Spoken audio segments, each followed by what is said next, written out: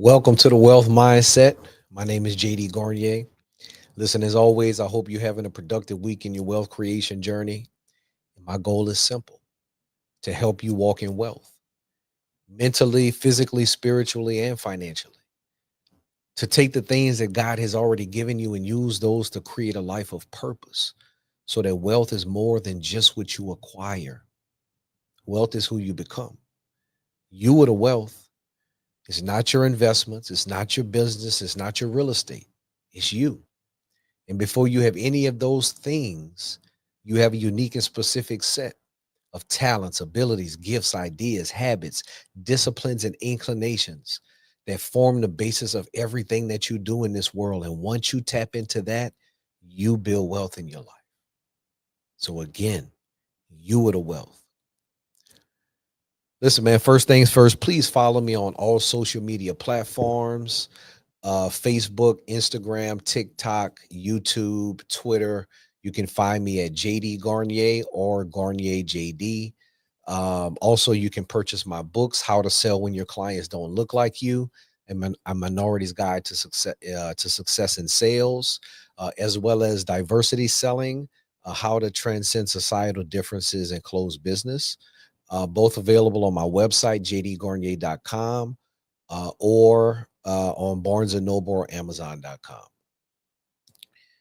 The thing that I'm thinking about constantly is the economic power and the economic viability of the Black community.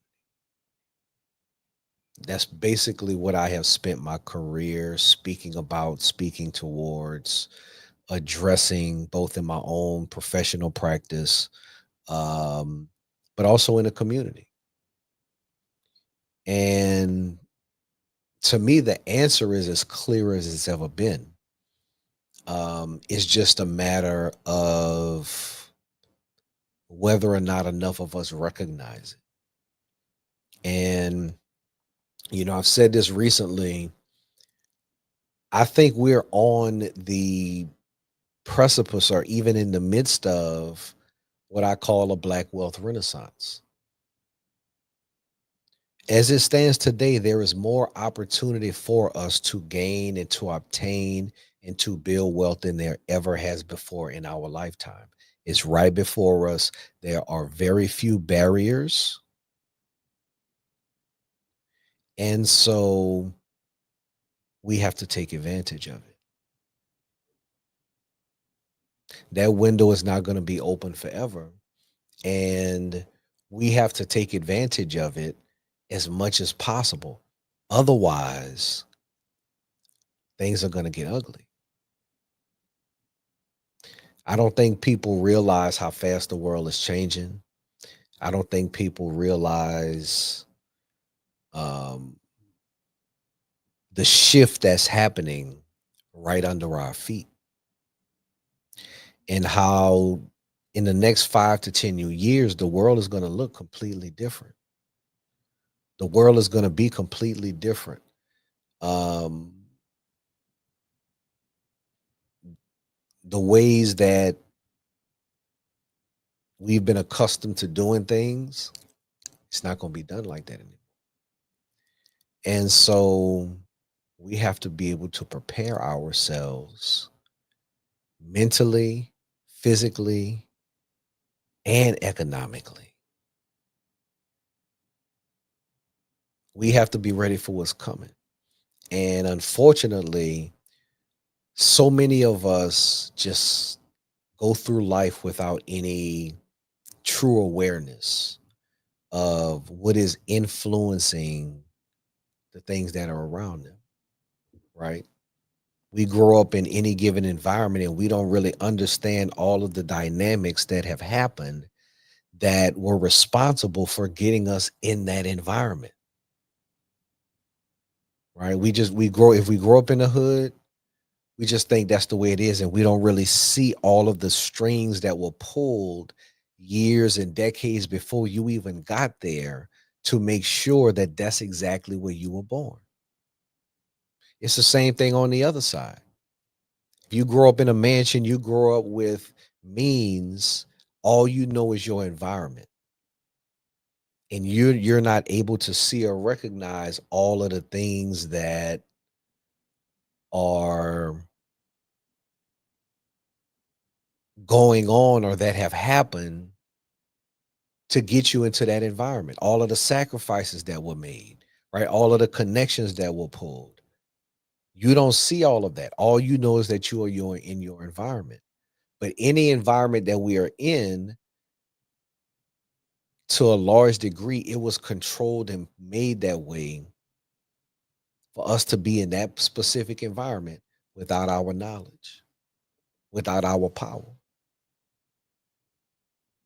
And the only way for us to regain any of that power, the only way for us to protect ourselves from the powerlessness of the environment that we end up in is to arm ourselves with the resources to be in control.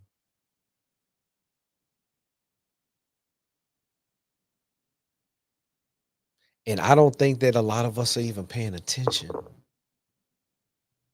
We fully relinquish control of ourselves and our power, and we're not even paying attention to all of the things that they doing to us.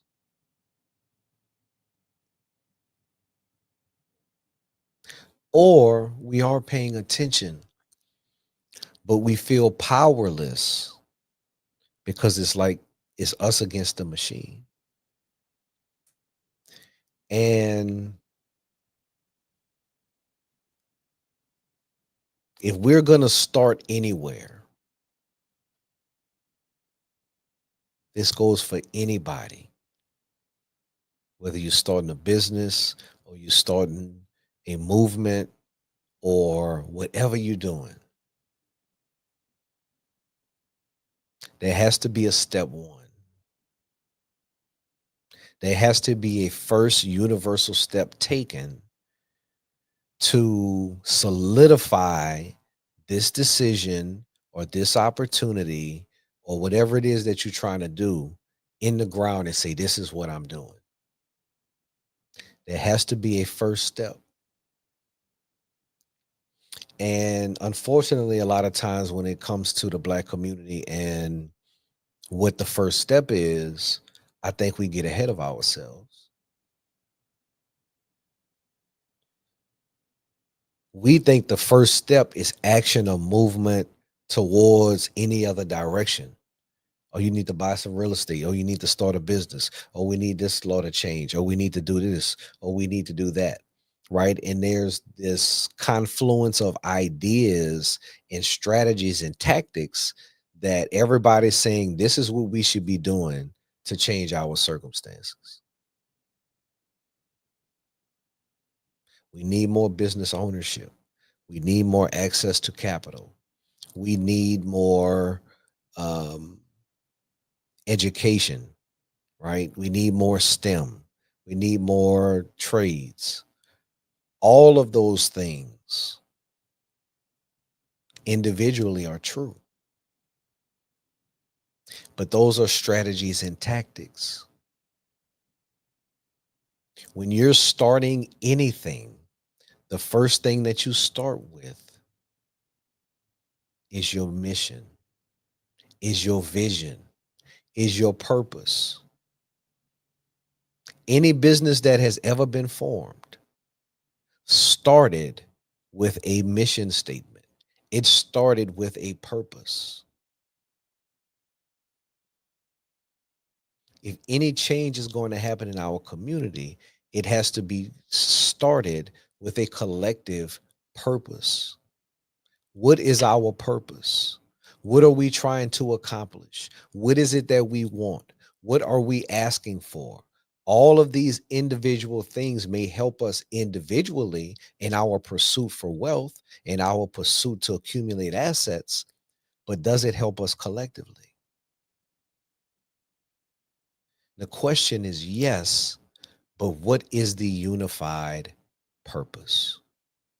What is the strategy? What do we want out of this? And I say the goal of strategy should be economic independence. If you look at the Asian community, They have the highest per capita income of any group in the United States, but they also have the lowest percentage voter turnout. And so even though they're making more money collectively on average than any other group, they participate in the political process the least. And a big part of that is because of their financial solidarity, unification, and financial independence.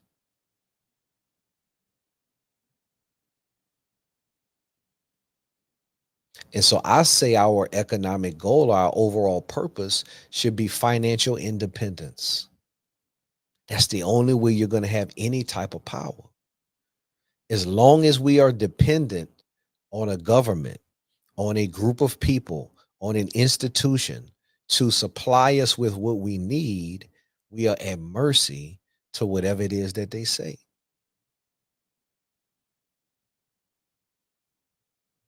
And so our purpose should be economic independence. We can be economically independent in so that we are in a position to do what is best for us and we are not controlled by anybody else. That should be the goal for you personally. And that should be the ultimate goal as we try to close the racial wealth gap is for us to have economic independence. That's the number one goal. And so now, once we mandate the goal of economic independence, now we decide what are the best ideas, what are the best strategies to make this happen. And the thing that I get upset about is that every time we have a problem, we always look outwardly at who's to blame. We look outwardly at who can fix the problem. We look outwardly at who should care or that who should be helping us. But I've said this for years. The person that hurt you cannot heal you. The person that hurt you cannot heal you. If I cut you with a knife, the moment that knife pierces your skin, you start to bleed. That in that instant, the knife becomes powerless in healing the wound. Instead, what happens is the body regenerates itself, the skin replenishes itself, and the body starts the healing process from within. That's what happens. And so, just like physically, the body heals from within, the same thing happens with us emotionally, psychologically, and mentally. The person that hurt you cannot heal you. If somebody did you something, if somebody hurt you, if somebody betrayed you, if somebody did something conniving to destroy you, the moment they take that action, they become powerless into healing that wound. No apology, nothing that they do going forward will heal a wound. You have to heal a wound from within. You have to replenish. You have to rejuvenate. You have to recharge yourself and free yourself from the burden of that issue or that trauma or that betrayal. And so, why am I saying this? I'm saying this for two reasons. The first reason is personally, right? Because a lot of times, anything that is holding us back in life, many times that can be connected to something that happened to us in the past. Some hurt or trauma or experience that now we have a soft spot for, now we have a scar for, now we have some bitterness towards. But the person that hurt you cannot heal you. And so for me, the question is how do we redirect that energy, that anger, that pain, that hurt into something that is going to help you move forward, that is going to help you replenish. And so personally, I think a lot of us need to do that so that we can get to the next stage of our lives. because something in the past that happened to us that we have no more control over is holding us back from all of the things that we are capable of accomplishing. But for whatever reason, that thing we cannot let go of, that person we continue to hold them responsible. But once you free yourself from that burden of revenge or get back, now you can move forward in life and focus on how you need to thrive.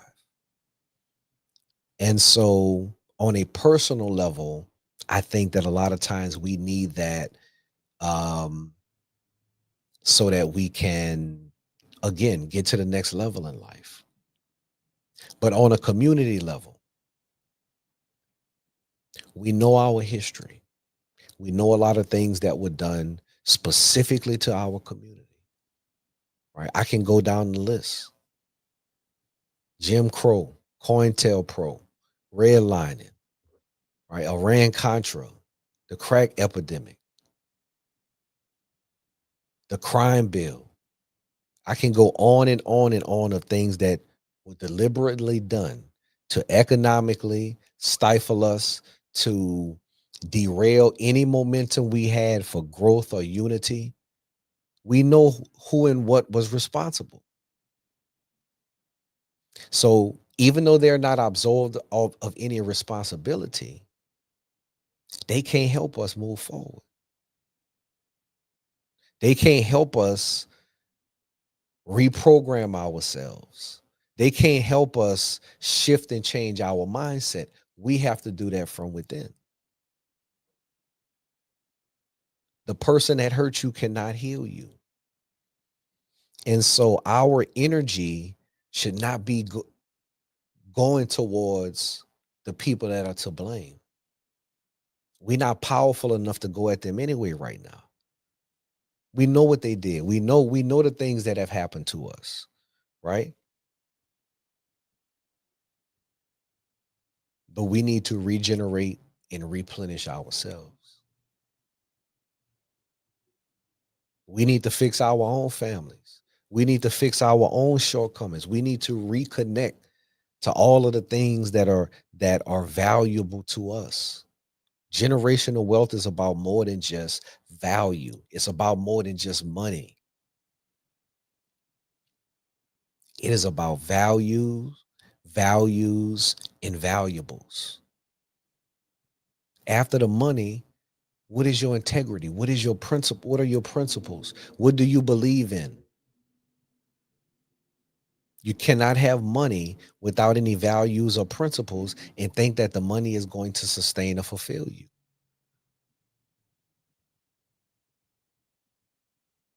Generational wealth is about more than just money. It is value, values, and valuables. The value are the things that you accumulate in this world and you want to leave to your family in the most responsible way possible. The values are the life principles that you give them so they know how to handle the resources. And the valuables are the things that money cannot buy: the time, the love, the memories, the connections. Without those things, the money means nothing. 70% of all family wealth is squandered by the third generation. It's gone. And if you don't have any other life principles, if you don't have any other valuables to pass down, it's meaningless if it's just money. And so we need to reconnect with ourselves. We need to reconnect with our pipeline. Generational wealth is deeper than money.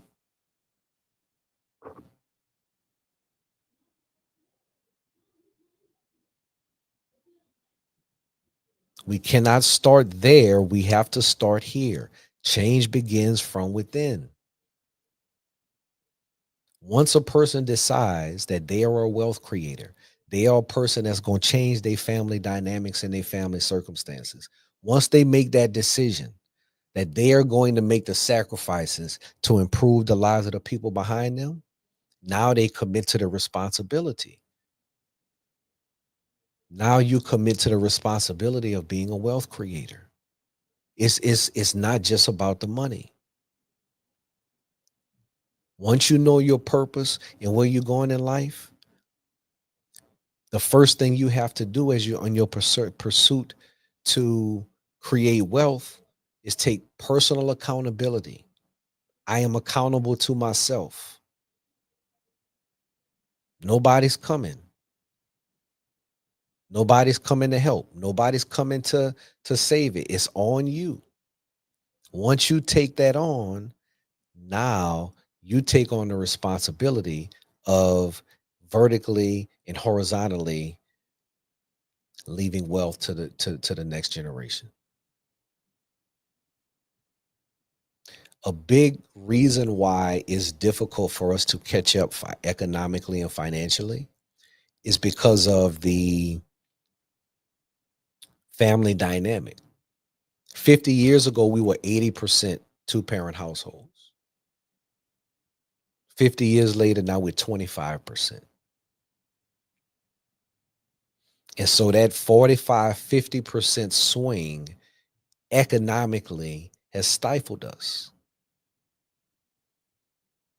And so now we're in a situation where we have $1.8 trillion worth of spending power. We're starting businesses at a trend more than any other group.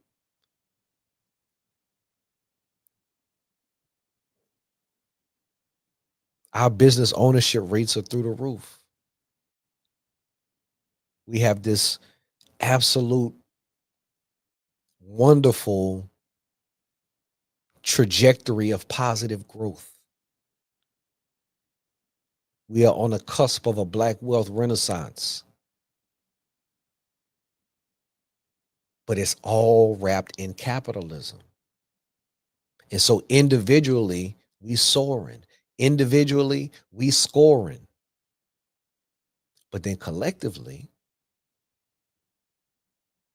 we still own less than 4% of the wealth in this country.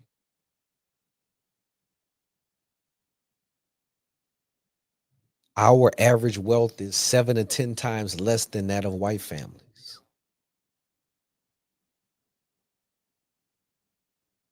"95% of our businesses fail within the first 18 months.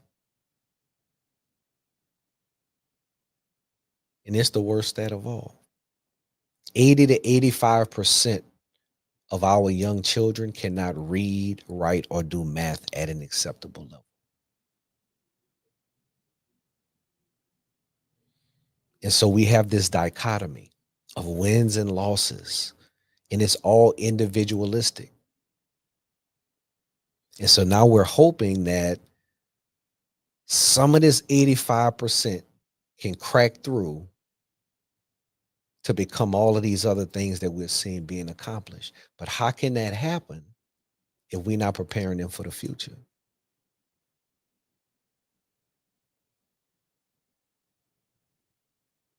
If there is no enemy within, the enemy without can do us no harm. That's a famous quote. If we protect ourselves, if we prioritize ourselves, nothing nobody on the outside that does to us, it will have no effect. We'll be insulated from it. But because we have now become our own problem, because we have in the last 50 years divided and split our families, now because now we've in a position where all of our success is individualistic and it is not helping the collective. It's not going back to the collective. We all on this individual pursuit to get back to the bag. That's why the numbers look like that. And so the question is, what power or control do you have to change that?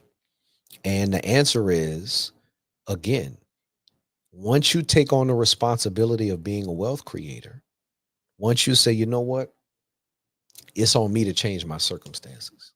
It's on me to improve myself. It's on me to um, to make sure my family is good. I'm a commit to this no matter what. I'm gonna make this happen no matter what. I'm about to change my life no matter what. Once you make that decision, now nothing can stop you. Once you make that decision that you the wealth creator, now you take on all these other responsibilities, and I'm gonna tell you what they are. You've decided you're gonna be the one to make those changes. Now you have to be committed. Now you got to make sacrifices. Now you have to make the right types of decisions with your resources, with your money. See, this is the thing I always see. We know how to make the money. We have no problem making the money. We absolutely know how to get to the bag, but we don't know how to build wealth. Those are two different things. They had an article that just came out this week. It said that 40% of people making over $300,000 a year are living paycheck to paycheck.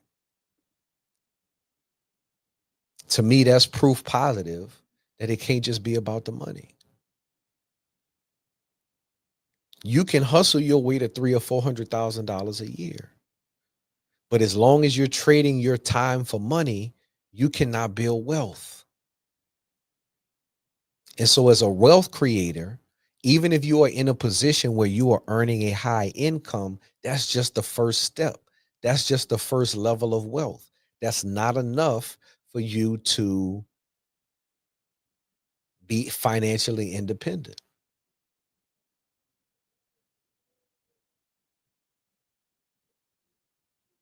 Now, if you can generate that kind of income, what that tells me is that you've taken the time to specialize. They don't pay a generalist three or $400,000 a year.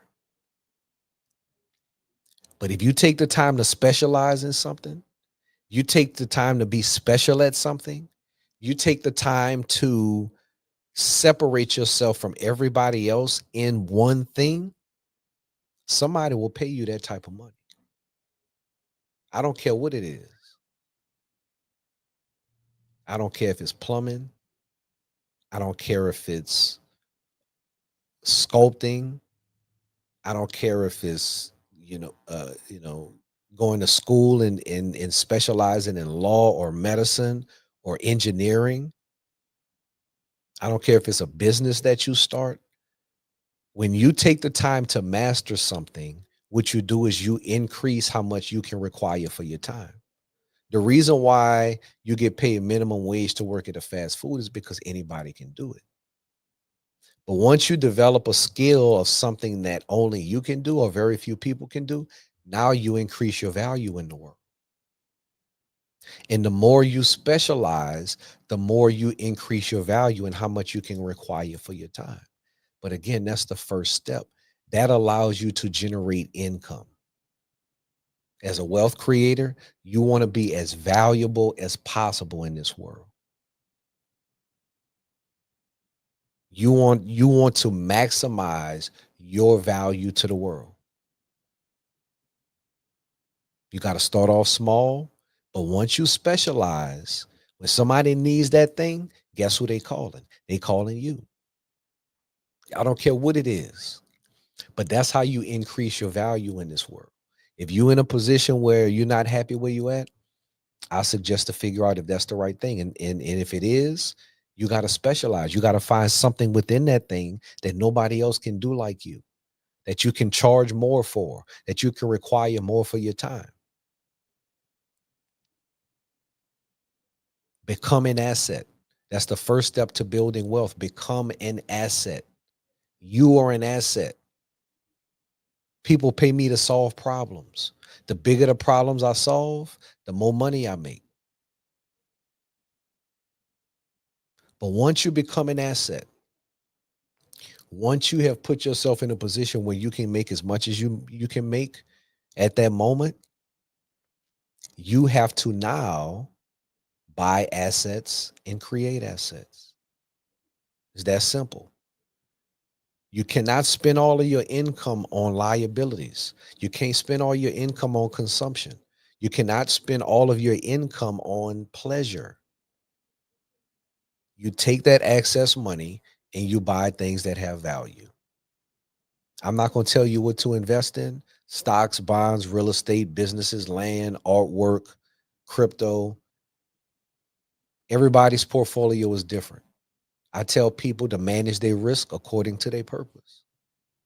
Some people have more real estate than they have stocks. Some people have more stocks than they have real estate. Some people own more businesses than they do stocks, right? It just really depends. But those, all of those things are assets. All of those things are things that appreciate in value. And the more of that that you own, eventually, with the power of mathematics and the power of compound interest, you will be generating enough income just with those assets to replace your income. That's when you become financially independent. But it takes time. You have to take advantage of the numbers. You got to take advantage of the math. I tell my kids life is math, right? Compound interest.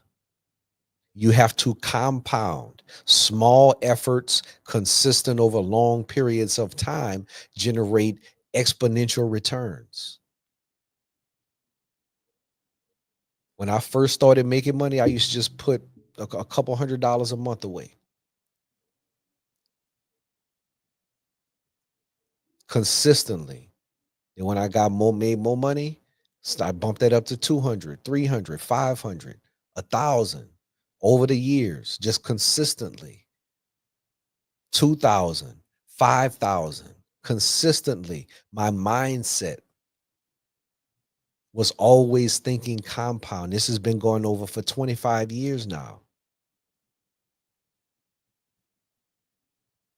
Now, without me even thinking about it, I don't know how much I have going away every month to different investments. It's in the tens of thousands of dollars every month. It's automated. But it started with a mindset. Even when I had a little, I knew I had to put something away. And that compound interest has taken effect. We got to take advantage of the numbers. So it's not enough just to make the money. You have to then buy things of value and create things of value. When you're a business owner, you are creating something that has value in this world. You know how many people sell their businesses on the open market for millions of dollars? That's one of the things that we help clients do, is all of the planning that goes into selling their companies. I've had clients that have started tool shops out of their garage and sold it for 25 or 30 million dollars. When you start a business, you should be thinking that you are creating an asset. You are creating something that has value in this world. I don't care if you're selling t-shirts, if you start a restaurant, if you are a professional grooms person, whatever it is, you are creating something that has value in this world. Whatever work you do, whatever product you sell, it has value. And I have a process I call the HBCUs of business, right? From hustle to business to company to unlimited value.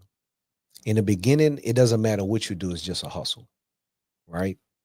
A hustle is an informal, unorganized business, but a business is a formalized, organized hustle. And so once you find something that you know how to make money at, you find something that you like doing, something that you're good at, but it's unorganized, it's all over the place. You're making money doing it, but it's not structured. The first step is to formalize and organize that business, right?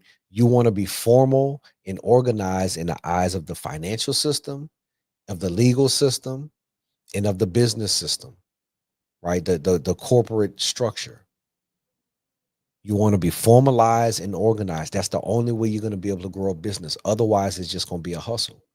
If you can't get a line of credit on your business, if you can't show substantial tax returns, it's just a hustle.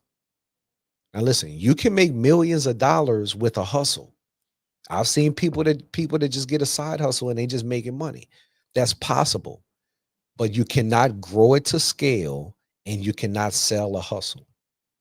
And so if you're trying to start a legitimate business, the first step is to take that hustle and turn it into a business by formalizing it and organizing it.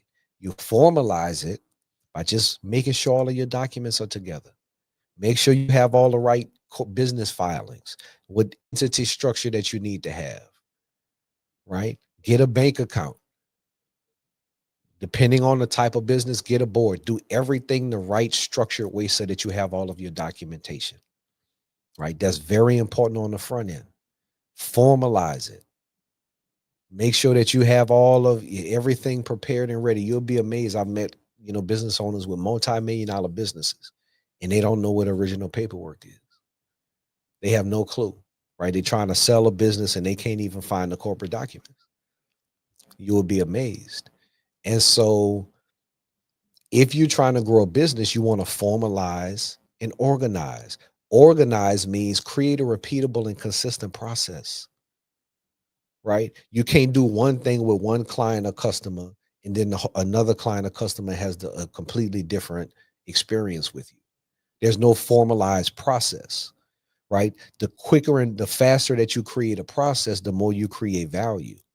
Because now somebody can say, okay, this is it. This is the experience. It's a reason why a Chick-fil-A sandwich tastes the same. It doesn't matter if it's in Texas or if it's in California, because there's a process. They're not putting more seasoning in Texas than they're doing in California. There's a process that is consistent and organized. And regardless of what business you have, I don't care if you do hair, you're a barber, right? If you cut grass, whatever your business is, if you are in sales, you want to have a consistent and repeatable process. That's what makes you a business. People know what to expect. You provide consistency. And so the first step is to turn the hustle to a business by formalizing and organizing. Once you become formal, once you become organized, you have a legitimate business, right? You can file taxes. People know what you're doing. The next step is to take that business and turn it into a company. Because at that point, right, even if you have a legitimate business, most times when you start the business, you the talent. You're doing everything, right? You turning the lights on. You're the one that is responsible for doing everything in that business. And so what happens is you are the business. Even if you've created this organized, formalized process, if you take off, the business is in shambles, right? You get sick, the business blows up. So you have to turn this business into a company. Jeff Bezos don't have to go into Amazon every day. He don't have to go and check and make sure people doing their job, right? He has a company. And so the way or the process that you turn a business to a company is to automate, delegate, and separate yourself from the business. I don't care what kind of business it is. You can automate, delegate, and separate yourself from the business. There are things, whether it's your accounting systems, whether it's your marketing, that you can automate. There's enough technology out here. That's something else I'll do a whole nother conversation about. But there's enough technology now where you can automate is anything that you want to. And the goal is to free up your time, right? In a business, you have something of value, but you don't have any time because you're doing everything. How you gonna sell something and you got to be there to do everything? And so the value of a business is in its independence from the owner. You are trying to get back your time and turn this business into something that can operate on its own without you having to be there. That is where the value of a business is. When you have something that you built from the ground up and scratch, and now it can operate on its own, right? You can deal with it from your phone. Now somebody could say, okay, let me look at your numbers. Okay, you're doing this much in sales. Okay, I'll give you 8 to 10 times this. Now you have something of value that you can sell on the open market or pass to the next generation. That's what you have when you have a company. You have an asset. You have created an asset. Most business owners, 80% of their wealth is tied up in their company, right? If they're worth $10 million, that means they got an $8 million business, $1 million house, and maybe $1 million in securities and cash. And so, how do they take that $8 million business and liquidate that or monetize it so that they can take care of their family forever? The HBC uses business, hustle to business to company. And now, once you have that company, automate, delegate, and separate. Automate tasks, delegate if you do have employees. Right now, again, there's enough technology to utilize to do that, and separate yourself from things that you don't have to do in order for that business to operate.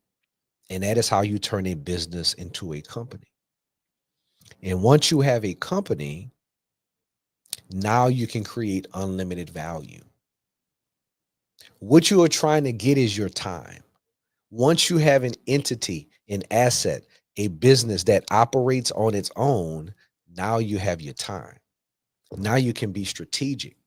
Now you can start to implement all of these ideas that you never had time to think about because you was just in the rat race ripping and running. Now you can figure out how to grow to scale. That's what unlimited value is. If you have a $500,000 company today, how do I take it to 5 million? How do I grow it? You can't get there if you are doing everything on a daily basis just to make the business operate. And so the way you create value, the way you create assets is through that HBCU process, from hustle to business to company to unlimited value. And I do a whole video where I break down all of the specifics on the HBCUs of business. But we're talking about wealth in general. And if you're a wealth creator, you're doing all three of those, right? You're becoming an asset, you're buying assets, you invest in your money. And if you're a business owner, you're doing that. But once you're to that point and you're doing that, right? You've made that commitment. How do you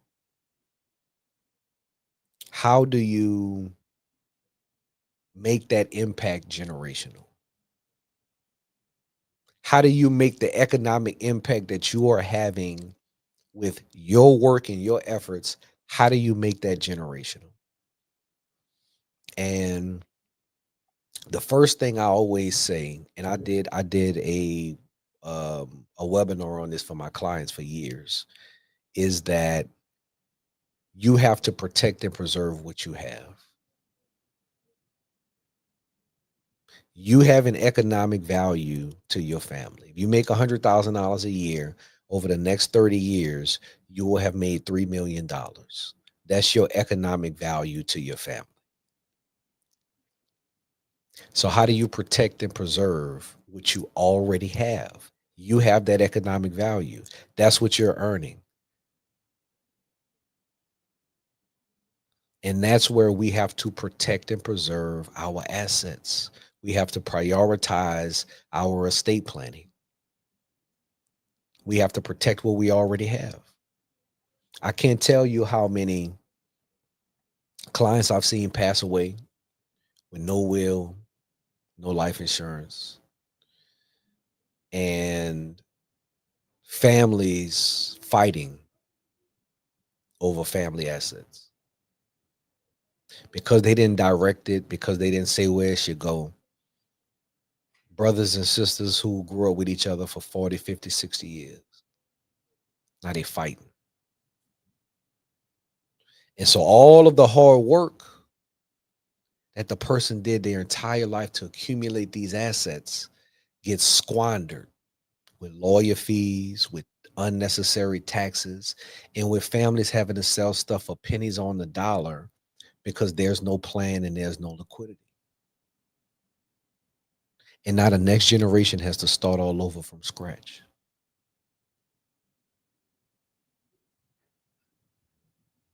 When I think about people like Chadwick Boseman or Aretha Franklin or DMX or James Brown or any number of young rappers that have gotten killed in the last 5 years, and they die without a will, without any type of life insurance, and their family has to start over from scratch. They got to start over from scratch. Hundreds of millions, if not billions of dollars between the people I just named. And the next generation has to start over from scratch. And so, if you ask me where you need to start as a wealth creator, once you have maximized your earning potential in this world, the first step is you got to protect what you have. I don't care if you leave this much of the dirt to the next generation, you want to leave it responsibly. That might be all they need to say, you know what? I'm going to take this dirt and I'm going to turn it into something amazing. We have to protect what we have. So we got to prioritize our estate planning, right? We got to prioritize understanding if we have family land, family property, if we have assets, making sure all of that stuff is up to date. Get with an estate plan attorney, determine if you need some, you know, you need any type of, trusts or complex estate planning strategies. Sometimes it's just as simple as a living trust and a will. Now, I'm an attorney by background, but I don't give legal advice. But I know for a fact that we need to just protect what we have. See, what happens is when you pass away and you don't have any of that, the state you live in dictates who gets what. They have laws on the books already that say if you die and you don't have a will, this is your line of succession. It don't matter what you promise somebody. It don't matter if you live with somebody for 10 years. Is what the law says if you don't have something in writing for yourself. And a lot of times that law has unintended consequences. And so the only way you don't have to abide by that law is if you put your own plan in place. And that's very, very easy to do. But we have to protect what we have. Once you've protected what you have as a wealth creator, once you protected your life, and I'm not going to get into the details of life insurance or things like that, but honestly, we could close the wealth gap in one generation with life insurance. Right? If 10 million Black people decided to get $500,000 of life insurance, that's $5 trillion right there. We would transfer $5 trillion in one generation just off of that. Right. But I'm not going to get into that. But the point is that creates leverage. Life insurance creates leverage. I was worth $1 million before I ever had $1 million. At 25 years old, I got that much life insurance on myself because I just knew I wanted somebody to benefit from my life, even before I had it, even before I had time to work hard enough to get it. I just knew I was forward thinking enough to know that I wanted to leave wealth to the next generation. That's how we have to think. But once you've done that as a wealth creator, once you've protected what you have, once you have created that leverage on your own assets, the goal is to make it generational. And so the next step is to think vertically. How do you connect with the generation before you and the generation after you? How do you connect with the issues and the things that you have to deal with your own parents? Right now, I have a lot of friends and a lot of colleagues, right? And we all in similar ages. We're dealing with our parents, right? They have issues. They made financial decisions that may have impacted us, right? They have to think about their lives and we may have to help, right? Those are conversations that need to be open and direct. The faster and the sooner that you can have those types of conversations, the faster you can be on one accord with your family. Sometimes those are hard conversations to have. I'm not even going to lie. But that's why you've decided to be a wealth creator, because you know how to have the hard conversations. You know how to connect the dots and reconnect and and replenish and regenerate. We're healing from within. But we have to reconnect with the generation that's ahead of us. If you're still fortunate enough to have your parents or your family, you want to be able to make sure that you all are on one accord financially. If you're going to be responsible for, for things that they have going on financially, you want to know that up front and figure out how to protect yourself. If they have assets, you want to make sure that their stuff is protected so that there's no issues, right? So that you don't lose family wealth. But these open conversations also lead to conversations about family values. When I started having open conversations with my parents about finances and assets and things that have been in the house for years, we also started talking about family. I learned things about relatives that I've never met. Right? I've learned things about my history and my heritage that really helped me see myself better and differently. It gave me a different perspective on my parents and how they grew up, right? And so the reason why that's important is because right now we don't have any connection to who we are, right? Our families are so disjointed. A lot of us are in broken homes. There's a whole lineage of history we don't even know anything about. And I believe that if we're going to change our circumstances, we need to reconnect with that as much as possible. And so having these types of conversations vertically with your parents and your parents' generation allows us to be on the same page. For so long, we was on a different page. They did things one way, we did it this way. Guess what? It's a different day. Mama, look, I made a decision. This is how we're going to conduct our family, right? We want to build wealth and we want to make sure we are all on the same page. We have to take charge of that. But once we do that vertically and we understand the dynamics of our parents in that generation, and we can align ourselves financially so that their stuff is protected, so that they don't become a burden on us financially, right? So that we have this open line of communication. The next vertical step is our children. Again, we are protecting what we already have.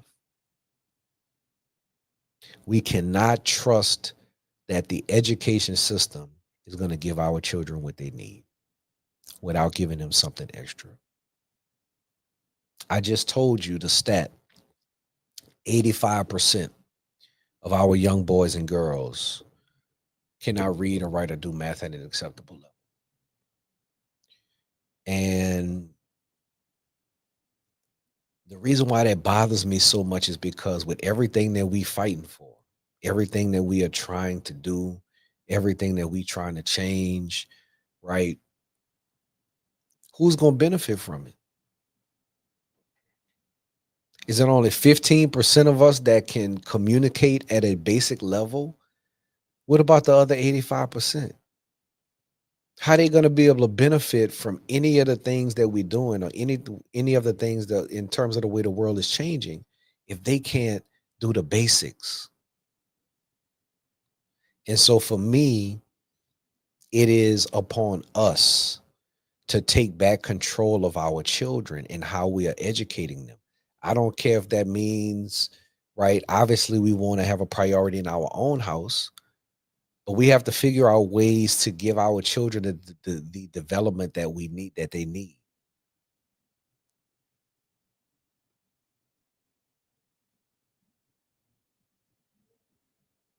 To me, that's priority uno in terms of the next generation. And it starts in our home. Our children need financial literacy. Our children need to excel. It's not acceptable just for them to be able to do the basics. They need to thrive and excel in mathematics and communication. I tell my children all the time, I tell them this almost every other day. I say your priority in life is for me to teach you is when you know how to read, nobody can withhold information from you. You can always find the answer for yourself. And if you know math, you know how to solve problems in life because every problem is a mathematical equation. So you have to figure it out. And so the things that I make them do, the challenges I help them with are to develop their reading and communication so that they know how to comprehend. Because listen, I told you I'm a lawyer. Everything is in the law. It's on paper. It's written. If it's not in writing, it does not exist. And if you can't increase your abilities in that area, you can miss things that can hurt you. There's a big difference between of and from. And that difference can be the difference of you getting money or losing money. And if you don't know how to understand that with your communication, then you're vulnerable. And so I tell my children this to give them these values. And with math, even if you don't use algebra or trigonometry, all of these other things, what it does is it develops your brain in terms of solving problems. I tell them once you understand or and are good at math, you know how to solve problems in life. You're going to have problems every day, and you're going to have to make mathematical decisions on what is the best decision for your life. And so these are the types of things that we want so that we are preparing our children when they go into school. But the school is not gonna teach them anything. As a wealth creator, it is your responsibility to make sure that your children are armed with everything they need to go into the school system. We cannot trust them to prepare. They have to go into those institutions already prepared. They have to already know. It's nothing that any classroom is teaching my children that I haven't already taught them. In kindergarten, all of my children could read and do multiplication. And I'm not saying that to brag. I'm saying that because it was a sacrifice, but it was a priority for me to prepare my children. The people that are teaching our children do not have their best interests. And a 10-year-old today is going to be a voter in 10 years. They're going to be making adult decisions. So don't think that you have time. Our children will be making the decisions in the next 10 to 15 years, and we have to prepare them because they are withholding information. The internet was the worst enemy of our oppressors because it gave us access to all the information. All we had to do was read it. But now they're withholding. Now they're taking things away. And if you don't know how to find information for yourself, if your children are not prepared and armed on how to ask the right questions, they're going to get lost. And so, again, where I'm at is as a wealth creator, you are vertically connecting the dots, generationally. You're not just making the money for yourself. You're not just building the income. You've insulated yourself. You've protected what you've had. You're taking the excess of your earnings and investing in growing. But on top of that, you are connecting your family generationally. You having open discussions with your parents' generation about their resources, how they can protect themselves. Right? You're making sure that everybody is aligned. But then also you're making sure your children are on the right page. You're making sure that your children are not frivolous with their resources, that they understand the basics. Listen, I always say the value of a dollar is in the hands of the holder. To a child, a dollar is meaningless because they don't know what it means. Right? To an infant, they might know the cost, but they don't know the value of it. To a teenager, they understand the value, but they don't know what it took to get it. They don't know the sacrifice. The value of a dollar is in the hands of the holder. And so to four different people, a dollar could have a different value depending on how they use it.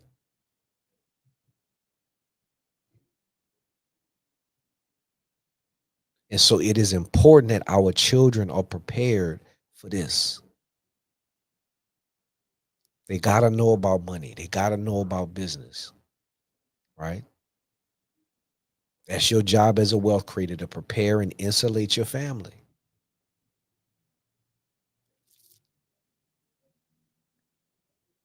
Protect what you already have.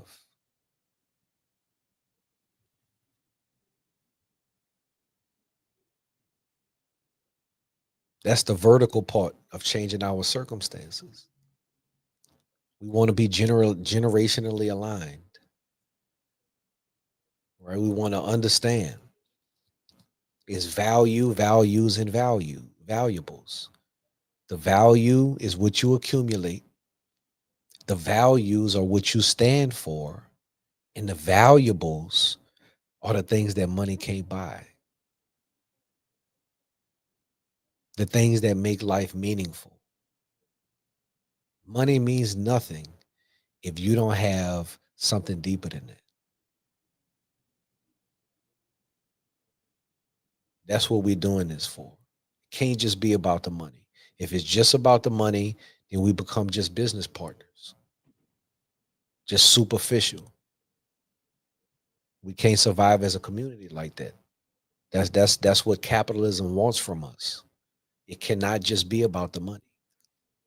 And so you're vertically connecting the dots. But once you do that, once you have insulated your family, the next thing you want to do is horizontally expand yourself, right? Because you only know what you know. This is where your network is important. This is where your relationships are important. This is where who you surround yourself with is important, what you involve yourself with in your community. And what happens is, as you expand yourself, as you develop relationships, right? As you give your time and energy in the community and impart wisdom and knowledge, as you bounce ideas off of your friends and off of your peers and off of your business partners, you create this horizontal community of like minded people that are all moving in the same direction. You align yourself with other wealth creators who are growing and developing in life, who trying to get better, and y'all all sharing resources, sharing wisdom, sharing knowledge, sharing information. And we are connecting ourselves intentionally.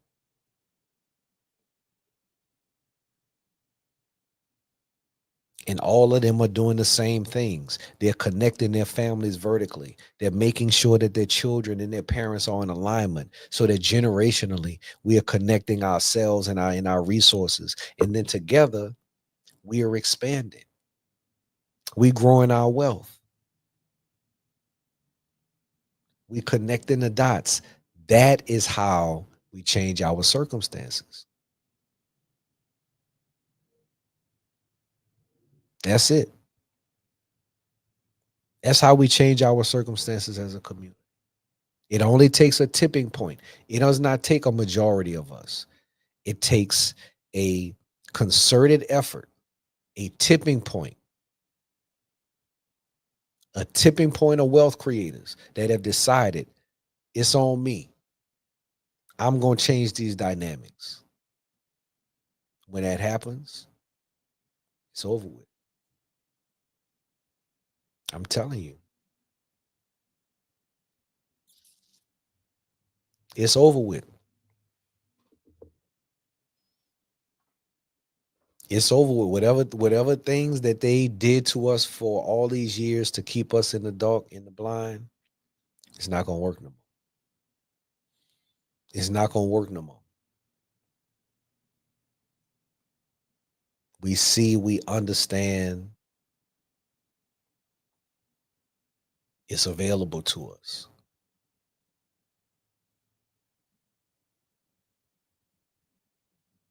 It's available to us. But the person that hurt you cannot heal you. You have to heal from within. You have to replenish. You have to recharge. And once you become who you're supposed to be, it's over with.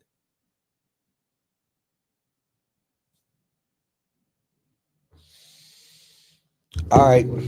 I appreciate you guys, whoever's tuning in. I really do appreciate it. Um, my goal is to go live more and really just recap a lot of the things that I'm seeing in the world, a lot of the things that I'm coming across, and really just communicate it to you in a way that hopefully inspires you and changes your life. And, I feel like all of us have the opportunity to do that.